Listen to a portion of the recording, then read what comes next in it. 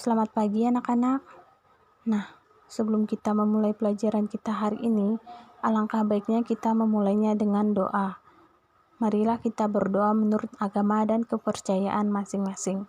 Berdoa mulai. Berdoa selesai. Nah, apakah hari ini ada yang tidak hadir? Oke, jadi hari ini hadir semua ya. Nah, apa kabar kalian hari ini?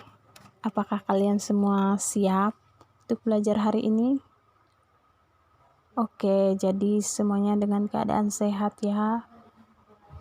Dan sudah siap juga. Jadi kita harus semangat belajar ya. Supaya apa? Supaya kita paham materi yang akan kita pelajari hari ini. Sehingga kita tidak sia-sia hadir hari ini sekolah, kita pulangnya masih dapat membawa ilmu. Nah, sebelum kita masuk ke materi, nanti juga akan ada pembagian kelompok untuk materi Fluida, Statis, dan Hukum Paskal ini. Nah, kita akan menyaksikan atau menonton video yang sudah Ibu siapkan. Silakan disimak baik-baik. Jika ada pertanyaan, silakan boleh diajukan.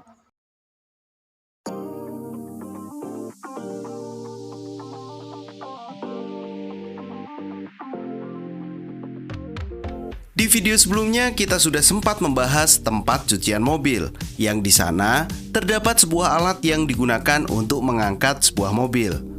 Alat itu bekerja menggunakan hidrolik, tapi kita belum membahas lebih jauh. Dalam teori fisika, hidrolik merupakan penerapan dari hukum Paskal. Apa itu hukum Paskal? Yuk simak video berikut ini. Hukum Paskal adalah salah satu hukum fisika yang berlaku di dalam fluida statis. Nah, sebentar. Kalian perlu tahu apa itu fluida. Fluida adalah zat yang dapat mengalir. Contohnya adalah zat cair atau zat gas. Nah, hukum Paskal dirumuskan oleh ilmuwan asal Prancis, yaitu Blaise Pascal. Hukum Paskal menyatakan bahwa tekanan yang diberikan pada suatu fluida di ruang tertutup akan diteruskan sama besar ke segala arah. Untuk lebih jelasnya, yuk simak skema percobaan hukum Paskal berikut ini. Skema ini menunjukkan bahwa adanya benda seberat W menyebabkan tekanan di piston bawahnya di bagian sebelah kanan. Tekanan pada piston sebelah kanan tersebut akan diteruskan oleh fluida ke segala arah. Tentunya, salah satu dari dinding piston yang di sebelah kiri itu akan menerima tekanan yang sama dengan piston yang sebelah kanan. Kita perlu tahu dulu rumusan hukum Paskal. Untuk mengetahui lebih dalam tentang hukum Paskal, kita perlu mengetahui formulasinya. Kenapa? Pipa yang digunakan untuk mengangkat mobil itu lebih besar daripada piston kendalinya atau pipa kendalinya. Hukum Paskal menyatakan bahwa tekanan di piston sebelah kiri sama dengan piston sebelah kanan. Secara matematis, dirumuskan bahwa P1 sama dengan P2. Pada pembahasan tekanan, kita sudah tahu bahwa tekanan itu dirumuskan dengan P sama dengan F per A. Jika dirumuskan tekanan dan disubstitusikan, maka P1 sama dengan P2, sehingga F1 per A1 sama dengan F2 per A2. Pada rumus di atas, A adalah luas penampang piston yang bisa dianggap sebagai lingkaran misalnya. Dengan demikian, secara lebih sederhana kita juga bisa tahu P itu sama dengan F per A, F1 per A1 sama dengan F2 per A2, dan bisa diturunkan rumusnya sebagai berikut. Kita tahu bahwa P itu adalah P1 itu adalah tekanan pada piston 1, yaitu piston kiri.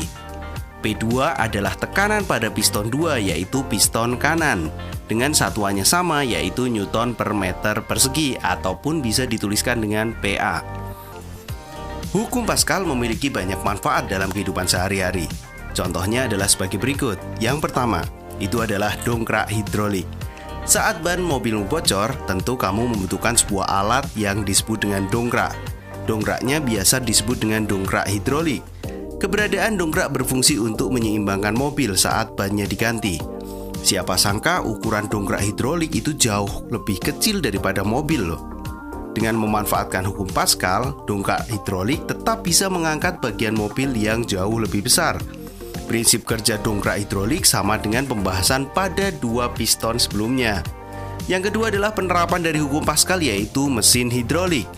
Pada prinsipnya mesin hidrolik sama dengan dongkrak hidrolik. Hanya saja mesin hidrolik memiliki ukuran penampang piston yang lebih besar karena digunakan untuk mengangkat mobil misalnya.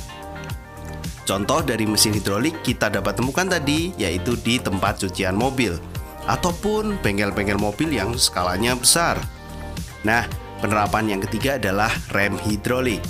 Rem hidrolik bisa ditemukan di mobil untuk menghentikan laju mobil yang sedang bergerak. Kamu cukup menginjak rem dengan gaya yang cukup kecil. Prinsip kerja rem hidrolik, saat kita menginjak pedal rem, gaya akan diteruskan melalui minyak menuju rem.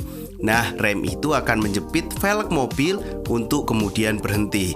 Nah, itu adalah contoh-contohnya. Ada 3 dongkrak hidrolik, mesin hidrolik, ataupun rem hidrolik. Tapi sebenarnya masih banyak lagi penerapan dari hukum Pascal. Nah, setelah melihat video tadi, kita pasti pernah melihat alat-alat di bawah ini. Seperti tadi sudah dijelaskan bahwa ini merupakan dongkrak hidrolik.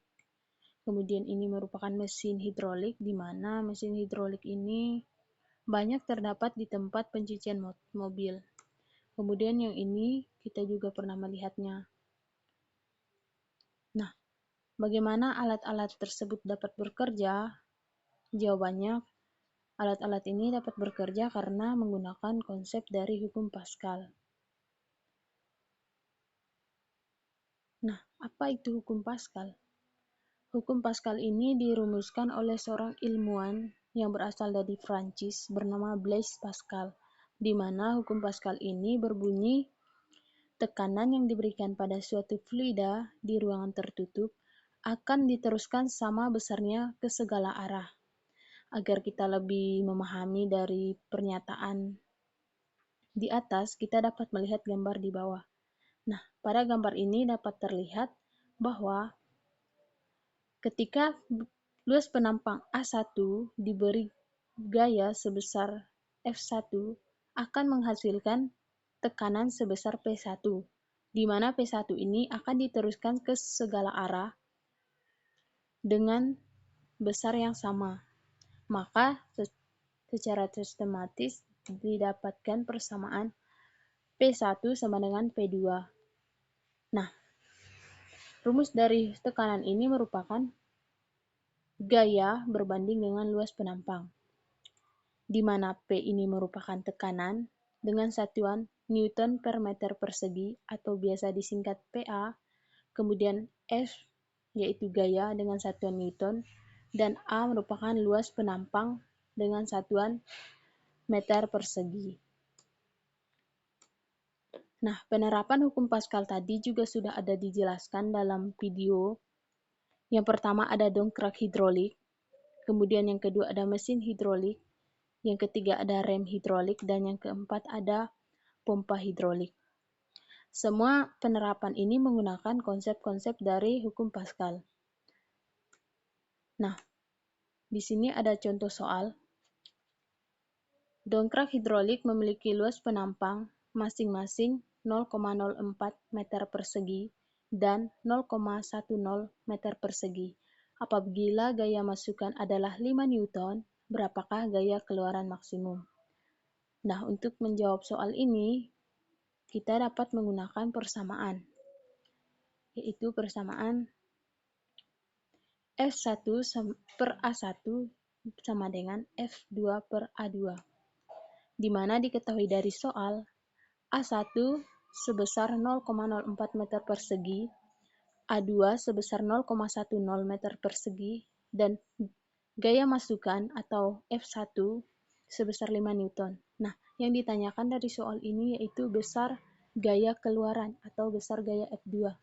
Nah, kita dapat menjawab soal ini dengan rumus yang sudah ada, yaitu F1 per A1 sama dengan F2 per A2, sehingga dapat diturunkan rumus untuk mencari F2, yaitu F2 A2 per A1 dikali F1, di mana F2 sama dengan A1 sebesar 0,10 dibagi 0,04 kemudian dikali 5 akan menghasilkan 12,5 Newton.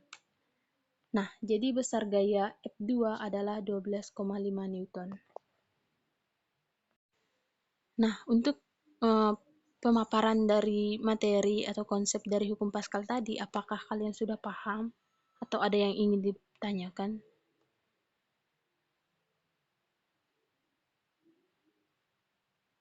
Oke, baik. Jadi sudah paham semua ya. Nah, sekarang Ibu akan membagi kalian menjadi beberapa kelompok. Jadi satu kelasnya ada 30 orang ya. Nah, Ibu akan membagi kalian menjadi 5 kelompok, di mana satu kelompok berisikan 6 orang. Nah, tugas kalian di sini adalah untuk berdiskusi terkait dengan hukum atau penerapan hukum Pascal. Tujuan dari lembar kerja peserta didik ini atau tugas kelompok ini agar kalian dapat mendemonstrasikan hukum Pascal. Nah, apa-apa saja Bu alat bahan yang akan digunakan? Nah, alat bahan yang akan digunakan itu ada 2. Yang pertama ada sebuah penyemprot Pascal dan yang kedua adalah air secukupnya. Nah, di sini juga sudah ada langkah kerjanya, nanti akan Ibu kirimkan.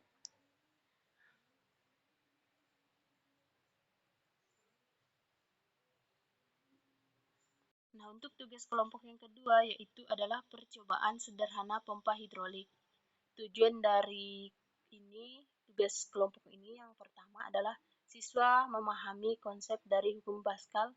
Kemudian yang kedua, siswa dapat mengaplikasikan hukum Pascal melalui percobaan sederhana pompa hidrolik. Nah, alat dan bahan yang dapat disediakan yaitu ada 3 bahan. Yang pertama, 2 suntikan beda diameter.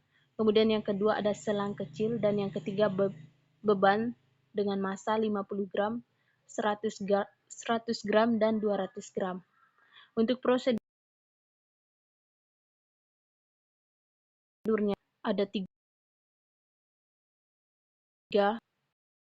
Nah, di sini data yang akan kita amati yaitu adalah luas penampangnya.